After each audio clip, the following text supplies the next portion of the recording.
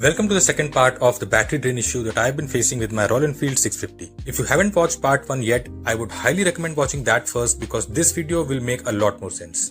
In the previous video, we ruled out the battery itself.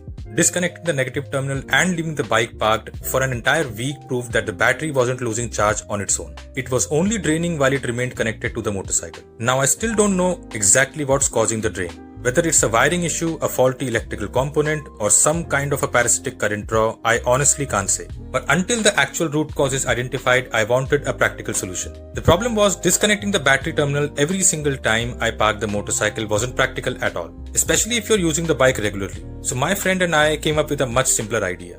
Instead of removing the battery terminal every time, why not install a switch that does the exact same thing? Here's how it's been done. The original negative cable going to the battery remains untouched. An additional wiring harness with couplers is installed in between the motorcycle wiring and the battery's negative terminal. Those two wires are then routed neatly to the right side of the motorcycle, where they're connected to this simple on-off switch. Now whenever I know the motorcycle is going to remain parked for more than a day or two, I simply open the right side panel, flip the switch, and the battery is completely isolated from the motorcycle.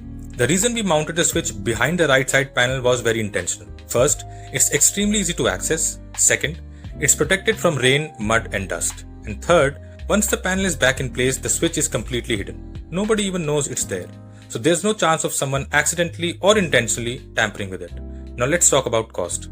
The switch itself costed around 20 to 30 rupees. The additional wiring and couplers costed another 150 rupees. So the entire modification costed me less than 200 rupees. The best part, I've now been using this setup for more than 3 months. In fact, I decided to push it even further. I left the motorcycle parked for 30 straight days. After 30 days, I simply opened the panel, turned the switch back on, pressed the starter, and the motorcycle fired up on the very first crank. Now let me make one thing absolutely clear. This is not a permanent fix. It's simply a workaround that has worked extremely well in my case until the actual cause of the battery drain can be identified. If you're facing the same issue, I genuinely hope this helps. And if you're based in the NCR region and would like to get this exact setup installed, I'll leave the name and contact details of the mechanic in the description.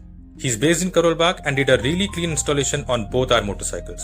If you got any questions about the wiring, the switch or the installation process, leave them in the comments and I'll do my best to answer every one of them.